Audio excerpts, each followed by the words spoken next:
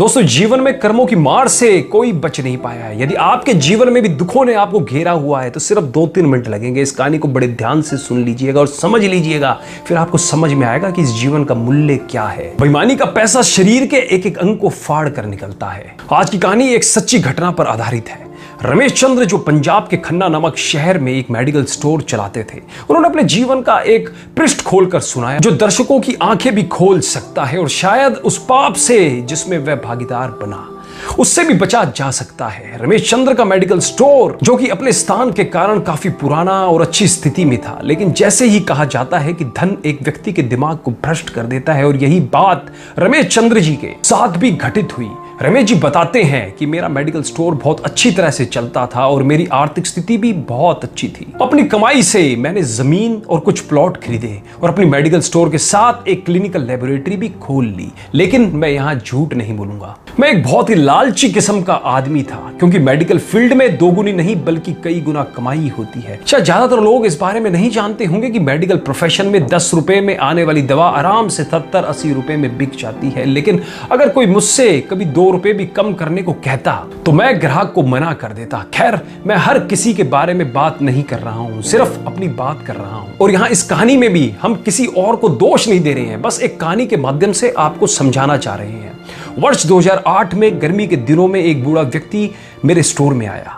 उसने मुझे डॉक्टर की पर्ची दी, मैंने दवा पढ़ी और उसे निकाल लिया। उस दवा का बिल 560 रुपए बन गया। बूढ़े ने उसने अपनी सारी जेब खाली कर दी, लेकिन उसके पास कुल 180 रुपए थे।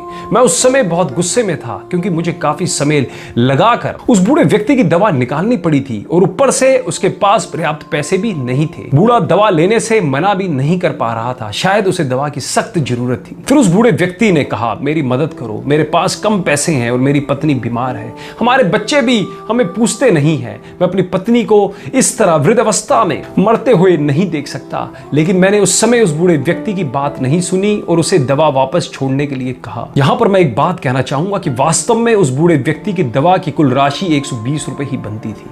अगर मैंने उससे 150 रुपए भी लिए होते तो भी मुझे 30 रुपए का मुनाफा ही होता। लेकिन मेरे लालच ने उस बूढ़े लाचार व्यक्ति को भी नहीं छोड़ा। फिर मेरी दुकान पर खड़े एक दूसरे ग्राहक ने अपनी जेब से पैसे निकाले और उस बूढ़े आदमी के लिए दवा खरीदी, लेकिन इसका भी मुझ पर कोई असर नहीं हुआ। मैंने पैसे लिए और बूढ़े को दवाई दे दी। समय बीतता गया और वर्ष 2009 आ गया। मेरे इकलौते बेटे का ब्रेन ट्यूमर हो गया।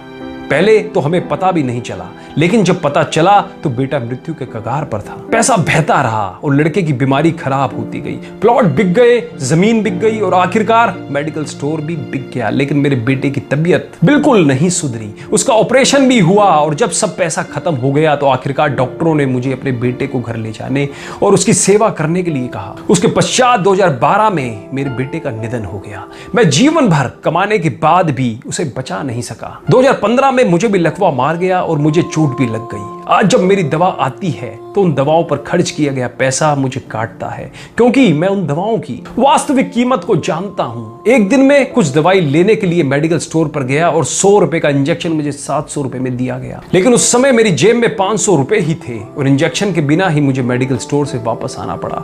उस समय मुझे उस बूढ़े व्यक्ति की बहुत याद आई और मैं घर चला गया। मैं लोगों से कहना चाहता हूं कि ठीक है कि हम सभी कमाने के लिए बैठे हैं, क्योंकि हर किसी के पास एक पेट है, लेकिन वैध तरीके से कमाएं, ईमानदारी से कमाएं। गरीब लाचारों को लूट कर कमाई करना अच्छी बात नहीं है, क्योंकि नर्क और स्वर्ग केवल इस धरती पर ही है, कहीं और नहीं है। और आज मैं नरक भुगत रहा हूं। पैसा हमेशा मदद नहीं करता, हमेशा ईश्वर के भय से चलो, उसका नियम अटल है, क्योंकि कई बार एक छोटा सा लालच भी हमें बहुत बड़े दुख में धकेल सकता है। जीवन शतरंज के खेल की तरह है और यह खेल आप ईश्वर के साथ खेल रहे हैं। आपकी हर चाल के बाद अगली चाल ईश्वर चलता है। तो एक बार सदैव चिंतन करें, जैसी करनी वैसा ही भरनी, जैसी करनी वैसा फल, आज नहीं तो निश्चित कल हम बदलेंगे, युग बदलेगा। कहानी अच्छी लगी हो तो अपने फेसबुक वॉल पर, अपने व्हाट्सएप ग्रुप में सभी दोस्तों रिश्तेदारों में इस वीडियो को ज्यादा से ज्यादा शेयर करो, जिनसे आज के समय जो लोग दूसरों की मजबूरियों का फायदा उठा रखे हैं उनकी मानसिक स्थिति के अंदर परिवर्तन आ सके और वो भी कुछ अच्छा काम कर सके।